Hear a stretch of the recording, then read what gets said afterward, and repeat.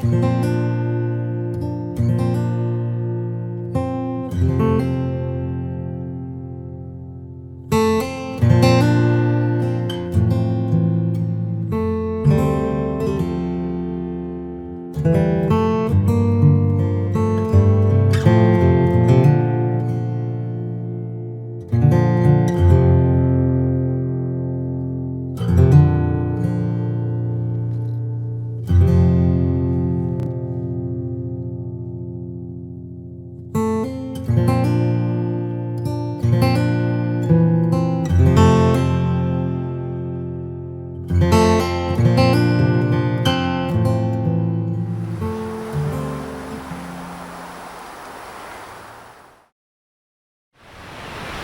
Poland Trail Committee was founded back in 2012 at the direction of the Poland Rec Department.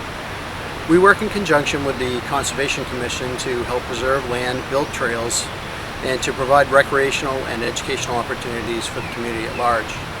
In the last 7 years, we've created 3 functioning trail systems here in the town of Poland. We have the Bragdon Hill Conservation Area, the Heart of Poland Conservation Area, and the one we're going to talk about here today, Waterhouse Brook.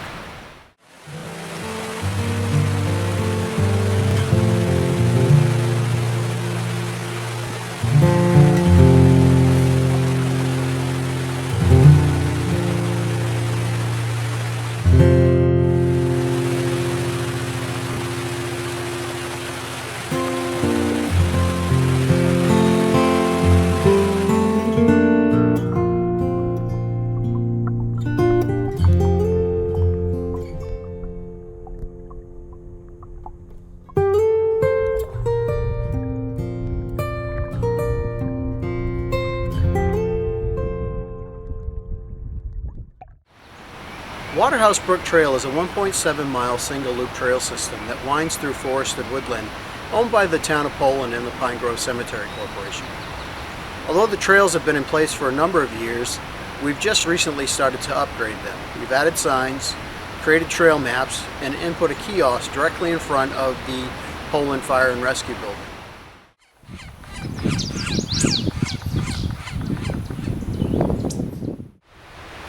Probably the most rewarding portion of the Waterhouse Brook project for me has been the naturalist survey.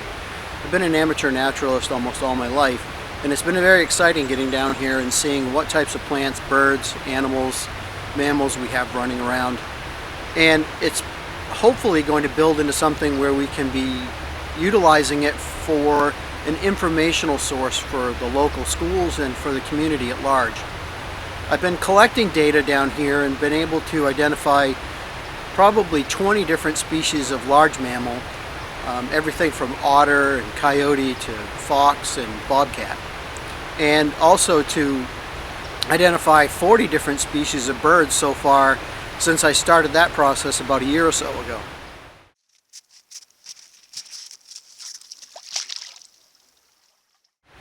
One of the things that's really neat about the naturalist survey down here at Waterhouse Brook is that I've been able to use game cameras like this one here to monitor the animals that live here. And I've been able to pin down a couple of locations that are really drawing in wildlife. Back in 2017, I started to look seriously for otter, knowing that the habitat was something that should be supporting otter.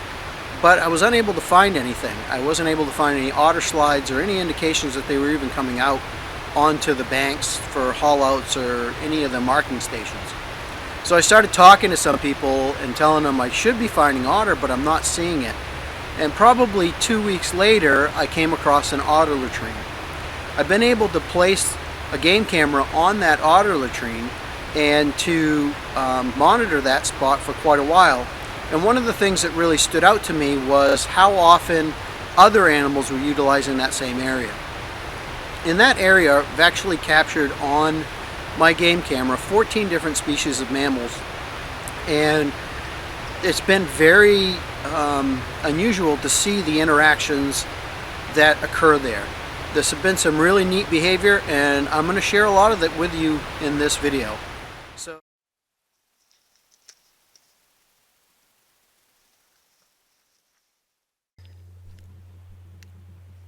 This is footage from a first game camera set that I did over the otter latrine I had found at Waterhouse Brook. This, I believe, is a female, and she's preparing a den area. There's a small hole there, and she's been scent marking along the edge and also gathering debris and bringing it into the den. I'd hoped that she would stay on and raise some pups in that den, but for some reason, whether the water levels raised too high or some other reason, she decided to move on.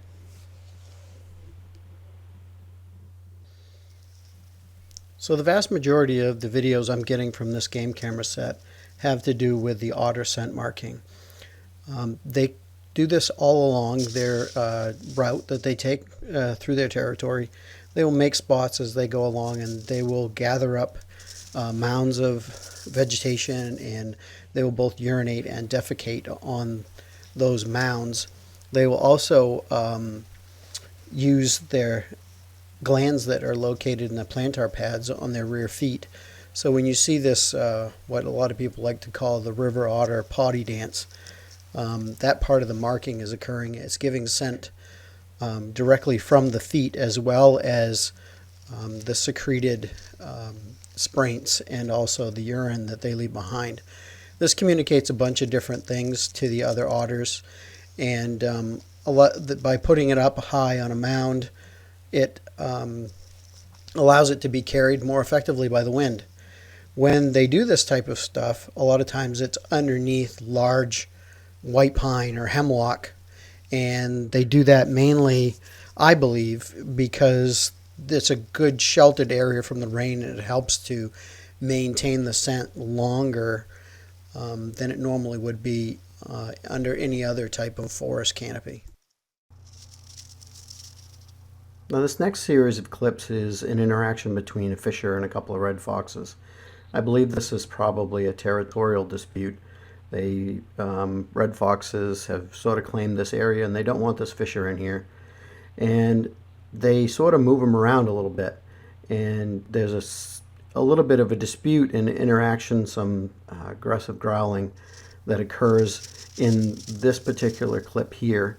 As you can see, the fisher leaves, and then a couple of seconds later it's followed by a red fox, and then there's some growling.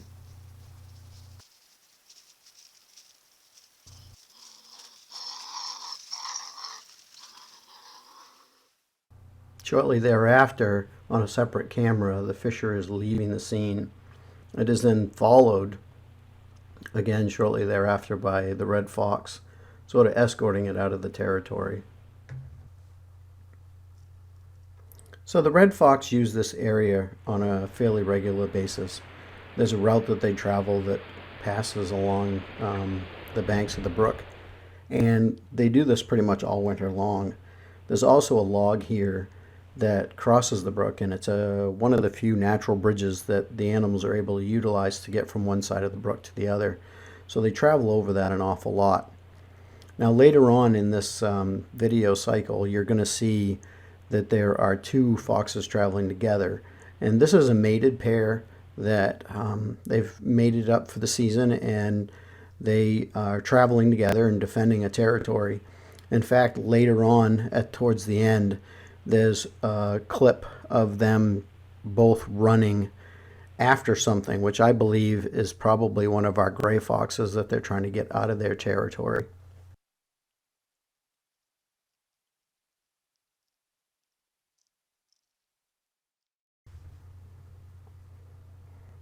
Now this clip here and the following one is going to be showing a little bit of that log crossing that I was talking about.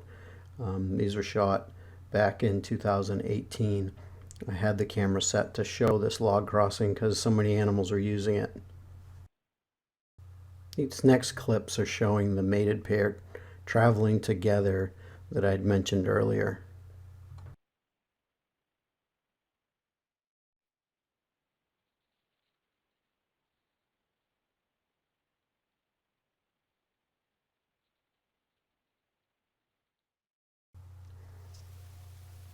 So I was really excited when I started to pick up eastern coyote on my game camera. Coyotes are notoriously skittish about game cameras, and you'll see there's a situation in here where one of the coyotes becomes aware of the camera and runs off. but it didn't take very long for them to come back. And just like most of the animals, they're coming into this area. They're investigating all the different scents that are here at this otter latrine. So many different animals come through this area that, of course, it becomes sort of like a community meeting post, and everybody comes in to investigate. So it was really exciting to see this pair that once again, similar to the foxes, are traveling together because they're mated, and they are wandering through this area. Nearby at the time there was a deer carcass, so there was a lot of different carnivores coming through that weren't always showing up on the game camera. But usually these guys are nothing but eyeballs in the distance, and it was neat to have them come in and to see some of the things that they were doing.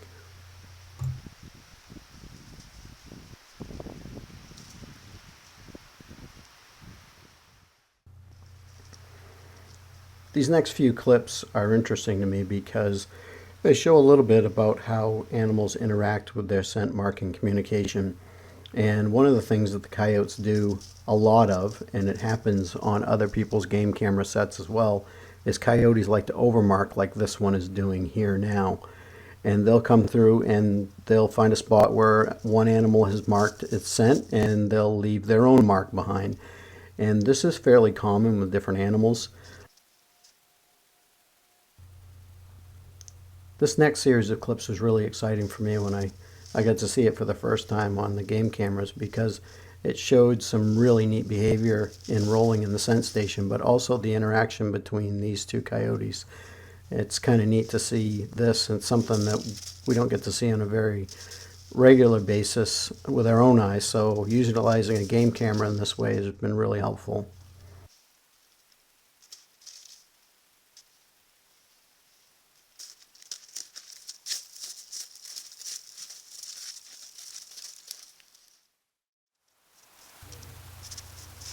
Being able to watch the raccoons that we have here at Waterhouse Brook using game cameras has been really interesting.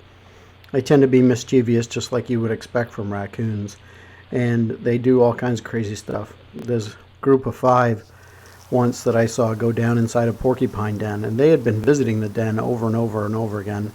They would wait until the porcupine was gone, and they would go inside his den, then they would come back out. A couple hours later, the porcupine would come back, and he would be agitated by the fact that they'd been there. He would scent mark and go back inside. And it really seemed to me like they were just doing it for fun. I'm sure that it was food related, but it was kind of funny to watch anyways. And it's this group here. They have this one in it that I call One-Eyed Jack, which is this one right here in the foreground.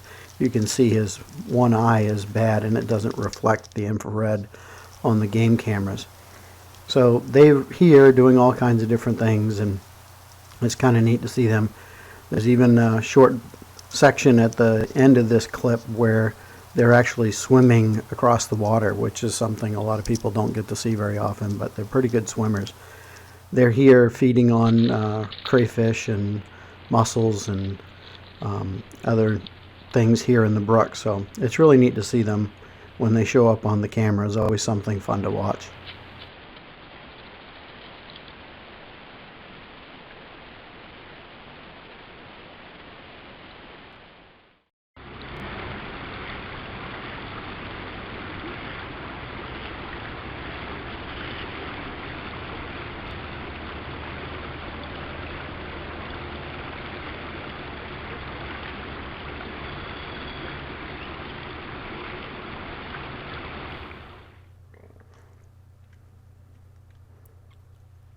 Research into scent marking behavior in animals has really been aided by game cameras, and it's because there was a lot of this stuff that we didn't understand, and we still don't comprehend everything that is occurring when an animal is scent marking. And they've been able to discover a lot of really interesting things utilizing game cameras and seeing different versions of scent marking. And one of the things that came out of it was in California, they actually discovered that a lot of times gray foxes were rolling in scent locations that cougars had marked, and they are thinking that part of the reason the animals are doing this is they're trying to pick up the scent of the cougar and smell bigger than they are. If a little gray fox can run around smelling like a cougar as he's walking through the woods, they think it would be something that would be really beneficial and help to keep him from being attacked by other predators. So in these clips you can see the animals are scent marking here at Waterhouse Brook, and there's a couple of times, like this squirrel here now is reacting to the scent marks of the raccoons, and they all communicate one with another, not sure exactly what it is that they're getting from that, who's around or where they've been, what they feed on, and it's a wonderful area of research that's just starting out. And it's kind of neat to see, like, as you can see with this otter, everything is an exploration with the nose when it comes to these scent stations. And they're going to look things over, they're going to get the information that they need, and then they're going to either overmark or move on. So it's really kind of neat, and it's something that I really enjoy seeing.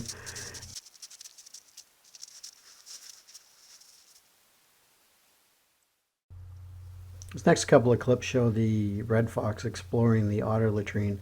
Both the coyote and the river otter have marked this area, and if you notice, the behavior that this red fox is displaying is very similar to what the coyote was doing.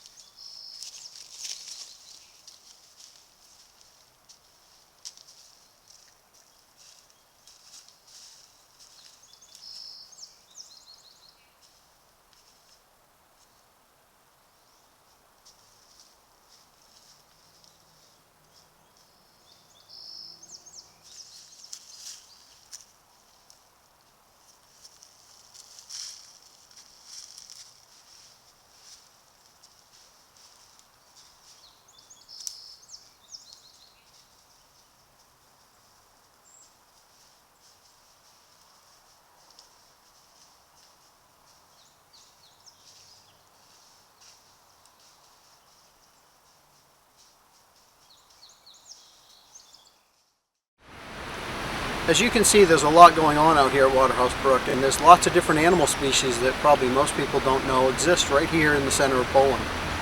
So I would encourage you to get out here and check the area out for yourself. Grab the binoculars and come out and enjoy some birding, or get the camera and do some photography. Take a hike or with your kids and just enjoy the area.